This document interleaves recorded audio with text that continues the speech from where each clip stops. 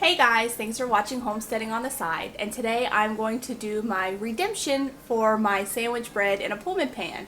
I want to thank all of you for all the responses and comments, sending me the links and recipes for the Pullman Pan bread.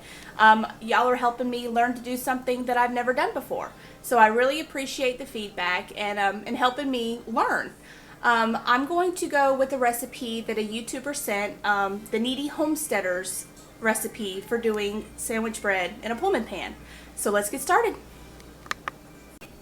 So for this recipe you will need some flour, and you can use all-purpose if you prefer, but I'm going to use bread flour, dry milk powder, softened butter, salt, instant yeast, olive oil, warm water, and sugar.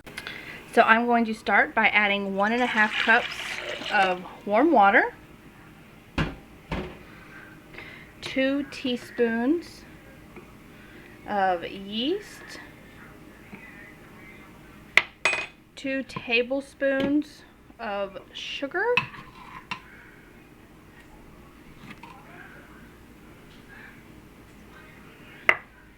and I'm just going to use a spoon just to kind of stir it together. And then 4 cups of flour. You can use all-purpose if you like, but I'm using bread flour. Let me get 4 cups in here. Alright, flour's in. I'm only one-handed. I should really get a tripod. But anyway, so I've added the flour. There's 1.5 cups of water, 2 teaspoons of yeast, 2 tablespoons of sugar, and 4 cups of flour. Now I'm going to add 1 teaspoon of salt, 2 tablespoons of the dry milk powder, and 2 tablespoons of softened butter.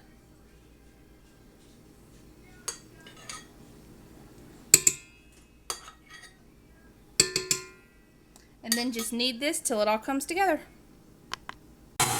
So it's all together. You can see it's not sticking to the sides, so it doesn't need any more flour, doesn't need any more water. So I'm just going to go and let this knead for 5 minutes. So I'm just going to oil a bowl. And take out the bread.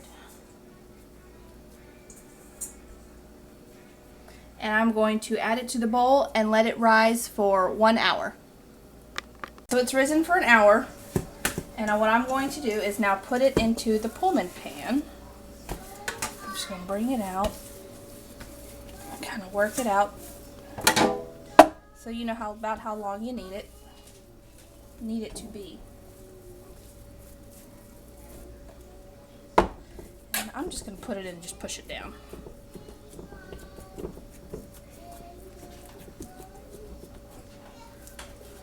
When it's down, we'll put the lid on, and I'm going to start preheating my oven to 350 degrees, and that'll take probably 20-30 minutes to preheat, and I'm going to let this rise while my oven's preheating. Take a peek. It's risen almost completely to the top, so I'm going to lock the lid on and throw it in the oven for 30 minutes or so. Here it is out of the oven. This turned out much better than my original. Much, much better. Still a little funky on top. I probably should have made it more smooth when I put it in, but I was just anxious to get it in and see how it turned out. And you can see it turned out really well.